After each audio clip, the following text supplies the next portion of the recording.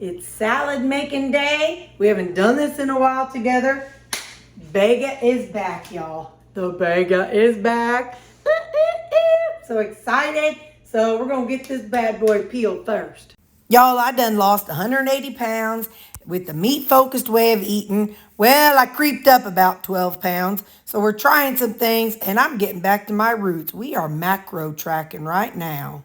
All right, so first thing I'm gonna do is cut up my rutabaga. And the rutabaga is dipped in wax. I don't really like that waxy feel on my hands. So, yeah.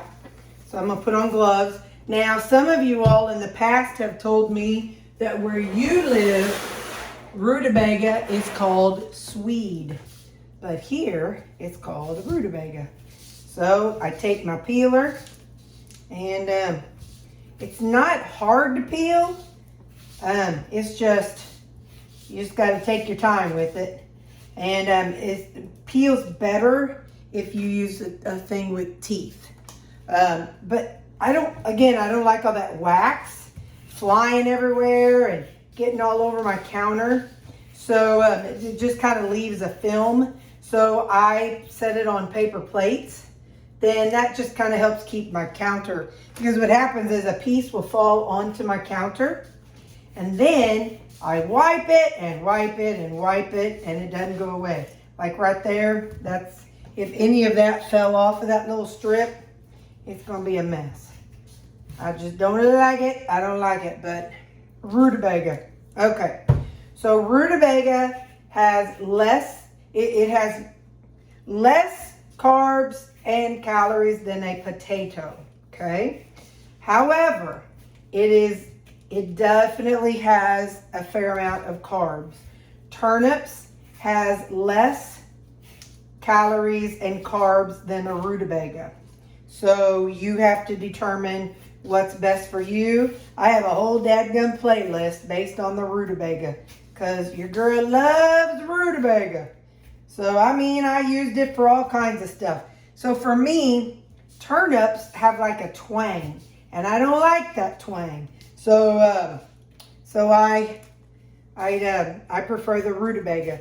The flavor tones is like cross between cabbage and turnip. So there is a little bit of a twang, but not like the dadgum turnip. All right. So now I'm just going to toss this because, again, all that wax was on here. Now, the next part is the most difficult part. However, Miss Gloria sent me a meat cleaver. So we're going to use our meat cleaver on this.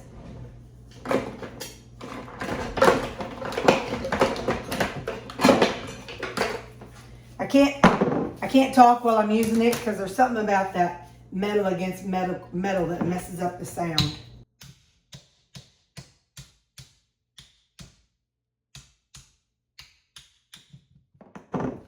Oh, good. That's a good one. Sometimes I crack them in half and they're still gross. They're like old. You just can't tell when you buy them sometimes. So Brenda Gant, if any of you know her, she's got a channel here on the YouTube. She uses a meat cleaver too, and but she just raises it up and goes whack. But she has a butcher's block counter, butcher's block like island. So I guess she doesn't care about getting the, whacking on her thing. So now I'm just cutting off the tips of it. There was a little bit that I could not get with my peeler.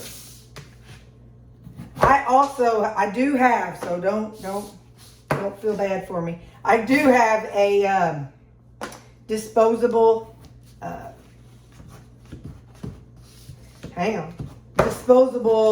cutting board. I do have them. I just don't pull them out. So there's still some wax on this, so I'm going to get this wiped off. Hang on.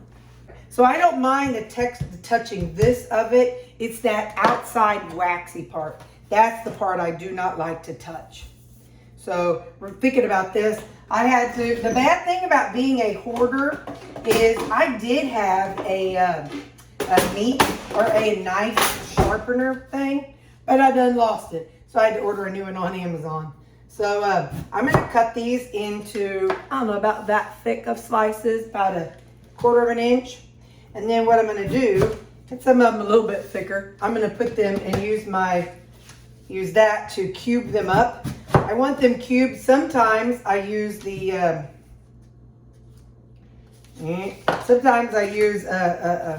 electric chopper, but I want cubes this time. So something else to think about, if you use the rutabaga, you can peel it really, really easy if you microwave it. But I microwave it if I want it cooked. But I do not want it cooked today. I want it raw for my salads.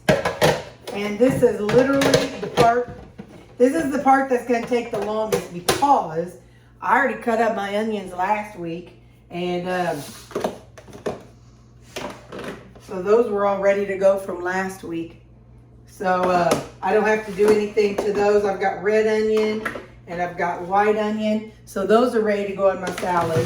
The only labor intensive part is this time is the rutabaga, because I bought this kind of cabbage. So, all right, so I'm going to do a couple of these, and then I'm going to do this off camera because it's very loud.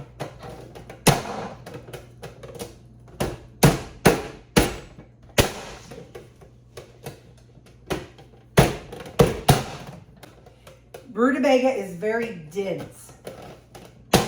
That is why it's hard to, to get it to chop up. It's more dense than a carrot, I feel like. Listen. So it's real super dense, but I love it. I love that dense texture. I love that thickness. I love it. It gives a good crunch on my salad. So I'm gonna go ahead and finish getting the rest of this rutabaga done, and I'll get back with you. I'm gonna go ahead and show you my lazy way of getting my cabbage out. I use cabbage because I really like the flavor and I love the texture. I make these, and these will last up to 2 weeks. Not that I mean for them to, but sometimes life happens. So I just take the one bag and I divide it first, then I'll do the other bag, and then I worry about the weight. The total weight is 454. So then we do something like, hey Alexa, what's 454 divided by 3?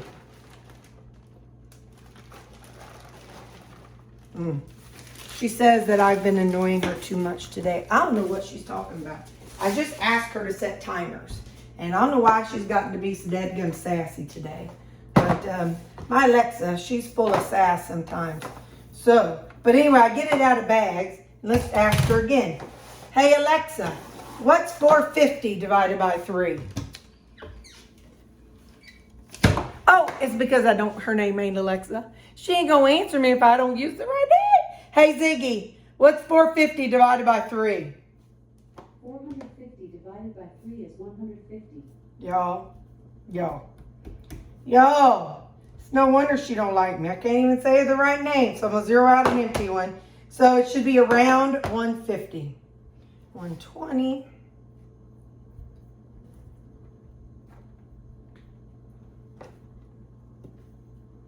Okay, 152. 170. 197. We definitely want to get some out of there. Okay. Oh, come on, Terri. Well, one of them weighed 170 a while ago, so we'll see what that gets. 177. 125. Good golly, Miss Molly. This poor little thing has just been neglected. Alright, so now she's got something in there. Alright, 160 and 155. So I don't worry if I don't make all of them be perfectly exact. So the next up, I'm going to go ahead and add 60 grams of Bega. So I'm going to write this down. So it's what I usually use, but I want to write this down so that way I have it. Cab 150, Bega 60, and onions 60. So those are just the numbers that I typically use. And the fact that I'm making all of these right now, the benefit of that is I put it in my tracker app, and then I can just plug in one salad one time and then carry it over anytime from day to day to day. And it's all going to be the same. It's all going to have the same macros. Again, if it's 62, 65, I don't sweat it because I just don't sweat it. So this Bega, one also thing about rutabaga is it lasts for dadgum ever. Well, it lasts about 2 weeks, I should say. So I'll put this in a Ziploc bag, and I will put a paper towel in it like y'all taught me to.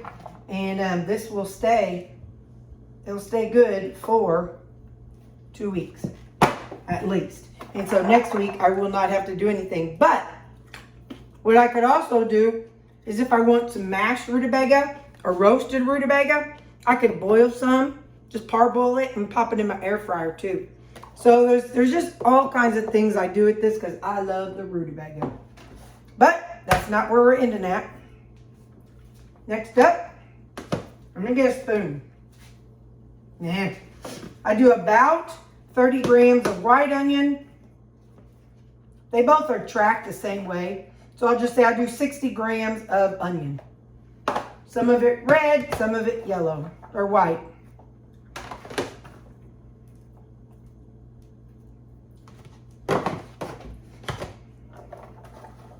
Oh, put it up. Just make sure you don't let your dogs get it, because dogs are, the onion is poisonous to dogs.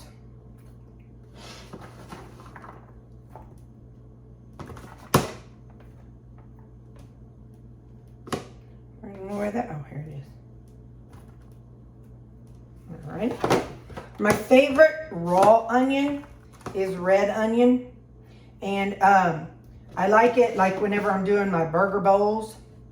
Or and like cooked onion, my favorite cooked onion is white onion.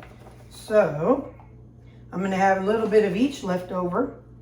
And the benefit of that is I'll be able to have a burger bowl this week, or I can cook some up. So I'm gonna set those out of the way. And that's literally it, y'all. Fastest meal prep you done ever saw. Now let me get my my lids and I'll be right back. So I make 6. I don't usually eat one on Sundays. Mom and I go out to eat. When I come home, I just kind of eat whatever I eat. So you all taught me, I tell you all this every time, take a paper towel. When I first was doing it, I was putting the paper towel on the bottom. And then you have to fight to get it out from the bottom. So now I put a paper towel on it and I store it upside down. So all the moisture over the next couple weeks. Oh man, remember when I said I had some white onions? Well, hang on, I gotta clean this up for the dogs to get it. All right, well, just so we're all on the same page, that broke my heart. Anyway, so again, I really want to stress, do not give your dogs onions. It's kind of goes in the category of onions, chocolate, grapes, raisins. They're just poisonous to dogs. Anyway, so I do not season my salads. I don't add dressing. I do all that the night before. So then that way, when I am, getting my food ready, I just go on and put some whatever kind of seasoning I want on it and whatever kind of dressing. And there you go. I can also pick up some tomatoes. So that's how I make my salads. Easy peasy lemon squeezy.